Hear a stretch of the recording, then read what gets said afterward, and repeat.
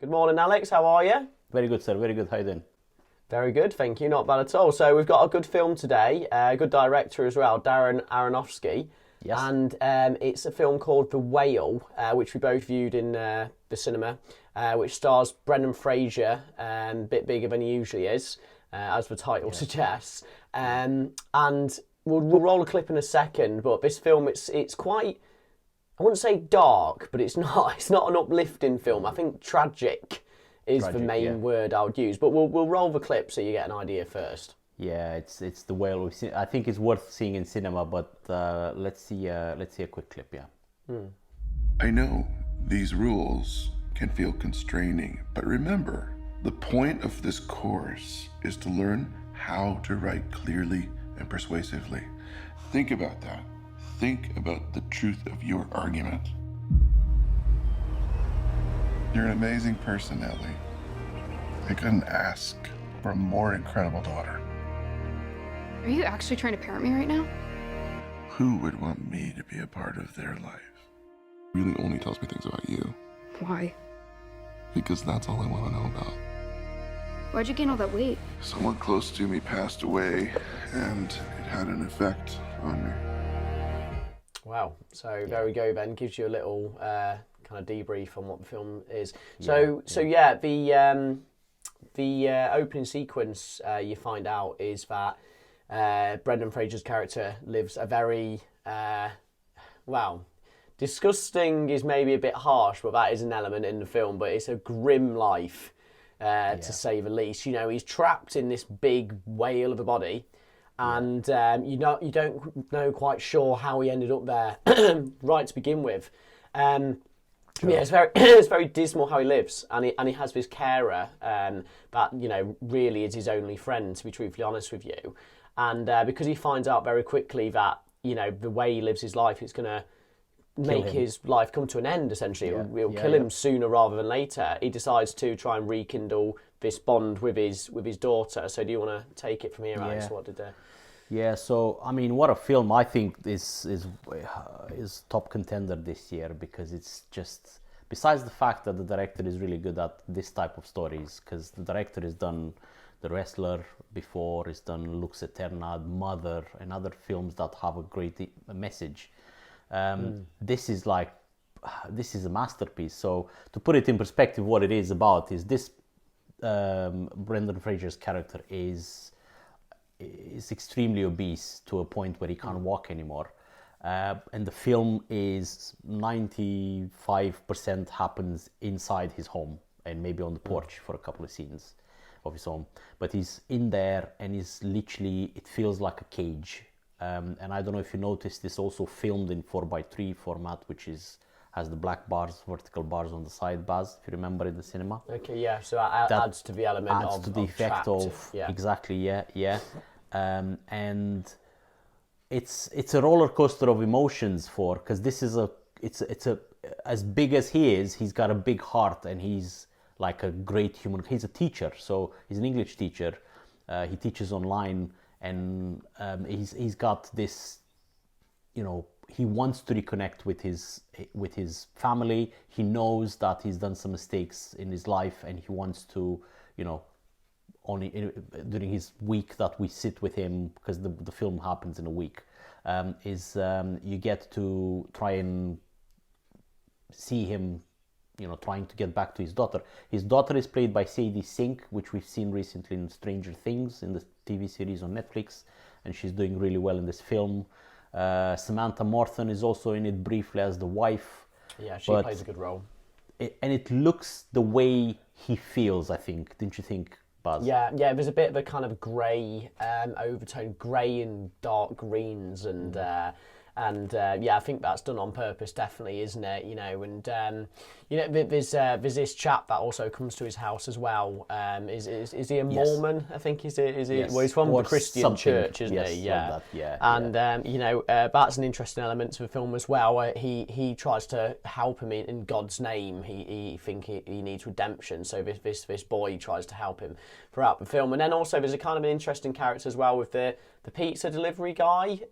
So he orders pizzas to his house quite a lot, and he just gets this guy to leave it on the porch with the money in the letterbox, money in the mailbox, sorry. And that's a bit of an interesting character. All these people that interact with him, because obviously they have to come to the house because he is in his cage, isn't he? He's trapped. Correct. They all play their kind of certain way in how they view him, and it's weird. It's kind of strange concept of film, really, because I think obviously Brendan Fraser's character, he's got a big heart, as you say. He's probably one of the. He's very charismatic. Also, he wants to give a lot of love, but because of the way he is and the way he looks, he gets treated a certain way, which is quite hard to watch, really, isn't it? It's quite upsetting. To be honest, it's hard to watch in the beginning, and that's what the film does really well, because it shocks you.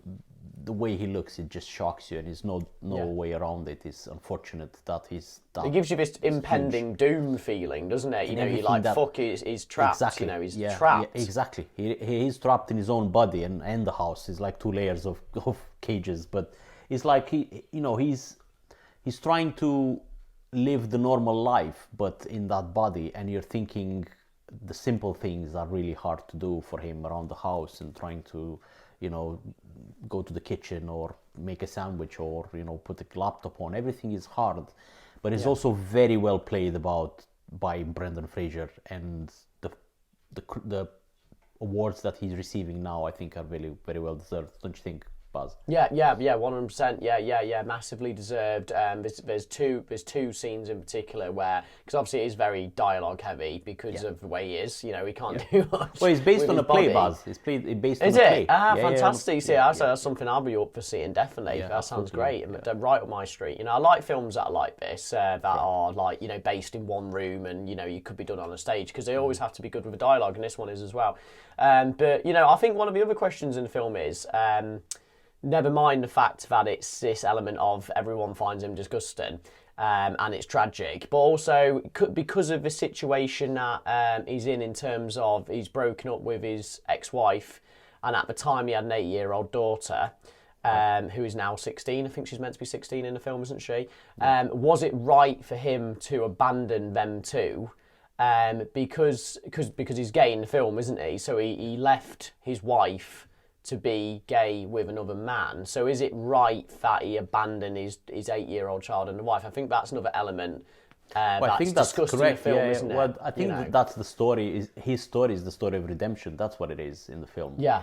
Because he's trying to redeem himself on the family, and he's trying to leave something good behind from his life. And he thinks that's his family, that's his daughter, and she has her own issues, and he can see the issues that she has, but his good heart is just, it almost like it's infectious, because when people come into his home, they, by seeing him and the way he lives, they immediately put on the sad of the situation, and that just literally transpires through what you see. But then you meet this character, and all of a sudden you're thinking, wow, this person is a great human being. And that just goes into the contrast, and that's probably the most impactful thing that you see in the film.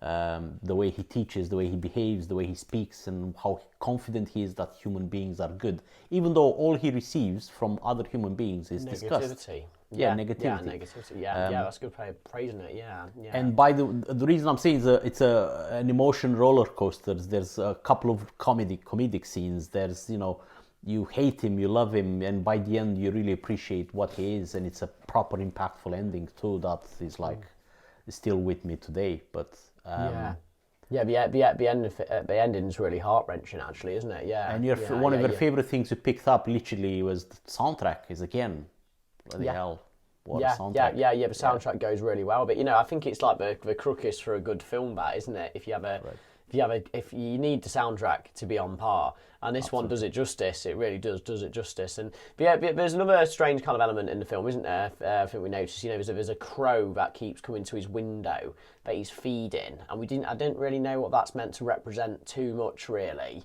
Well, I think, to be honest, I don't even know either. It's like it might be another element of the reality outside that he can't look to, just like the pizza guy.